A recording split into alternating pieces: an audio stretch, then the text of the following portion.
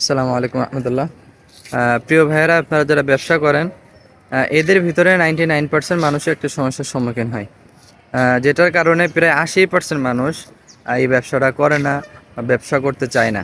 সেটা যে কোনো ব্যবসায় হোক, প্রায় 80% মানুষ এখান থেকেই থেমে যায় আর কি। সেটা কেমন, সেটা কোনো বেশি না, সেটা সিম্পল একটা বিষয়। সেই সমস্যার সম্মুখীন আমিও আর কি। আমার মধ্যে এরকম অনেকে আছে, অনেকের সাথে কথা হয় মাসাল্লাহ। সবাই বলে যে এই সমস্যার ভিতরে আছে। এই সমস্যাটা কি?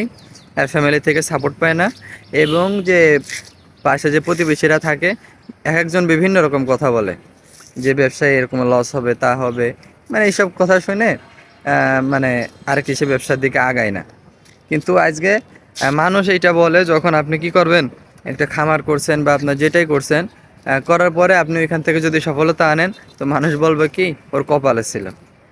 ওর কপালে ছিল, হ্যাঁ কপালে তো অবশ্যই ছিল, তাকদিরে তো অবশ্যই ছিল, কিন্তু এখানে তো তার কষ্ট আছে, শ্রম আছে, পরিশ্রম আছে, তারপরে তো সে এখানে আসছে। সে আল্লাহর কাছে দোয়া করছে হালালভাবে থেকে, এই জন্য তো সে পারছে। এখানে আপনি আপনি যদি করেন, আপনিও পারবেন ইনশাল্লাহ, আপনিও পারবেন।